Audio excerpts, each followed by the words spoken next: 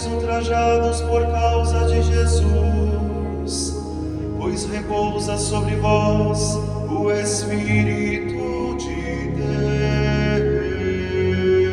Deus. Aleluia, aleluia, aleluia, aleluia, aleluia, aleluia,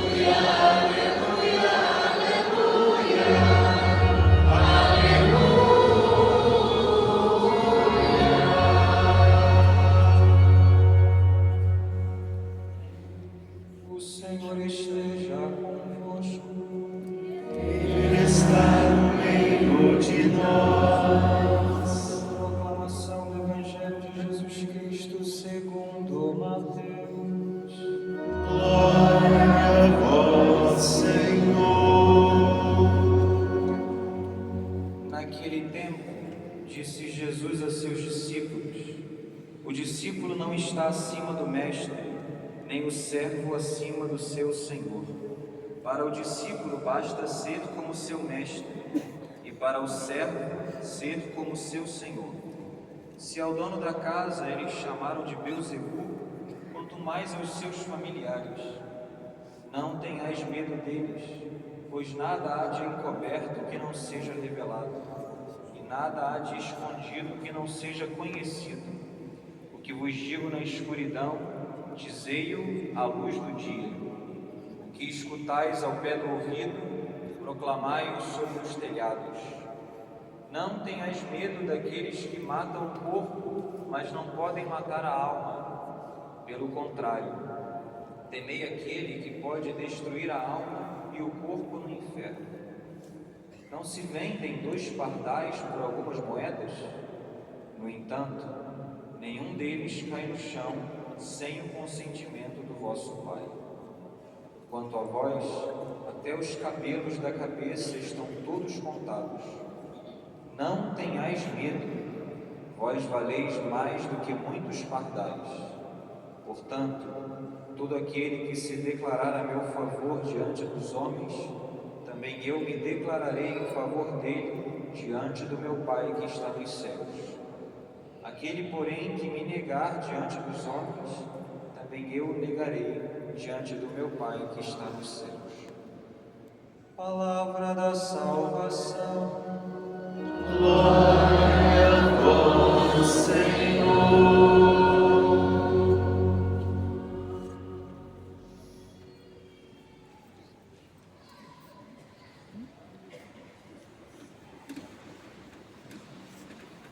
Não tenhais medo,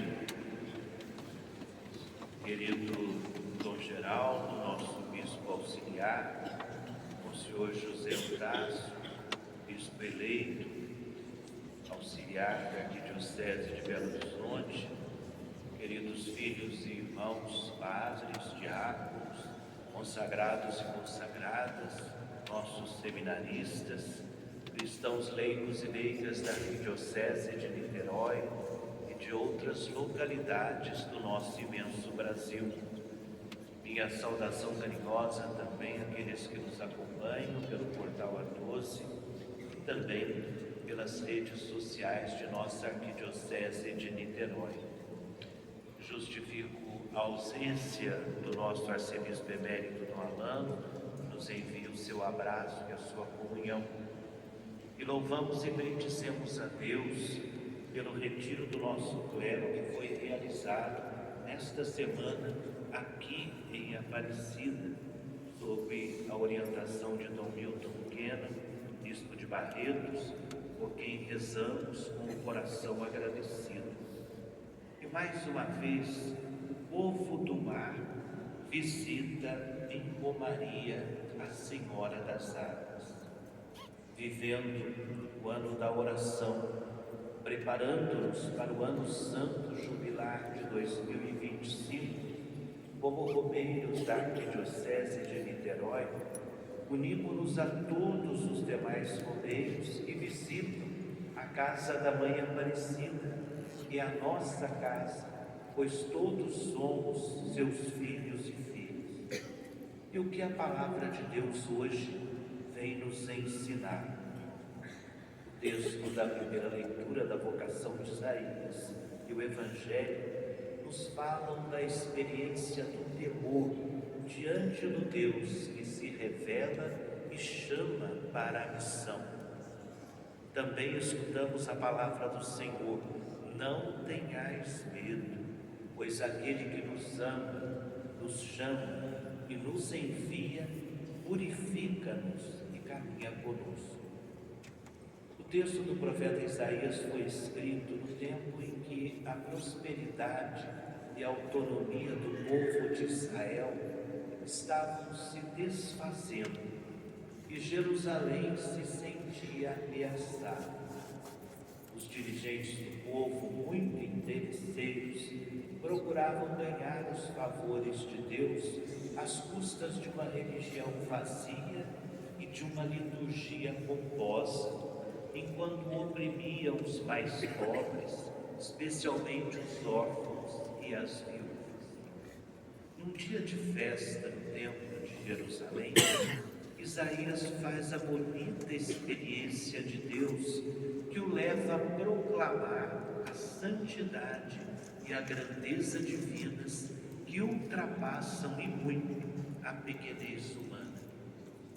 Isaías apresenta o Deus Santo sentado no trono, rodeado de serafins com 6 asas, e essa visão do profeta Isaías, com a aclamação Santo, Santo, Santo, expressa a infinita santidade de Deus, a sua absoluta diferença em relação a tudo que é terreno.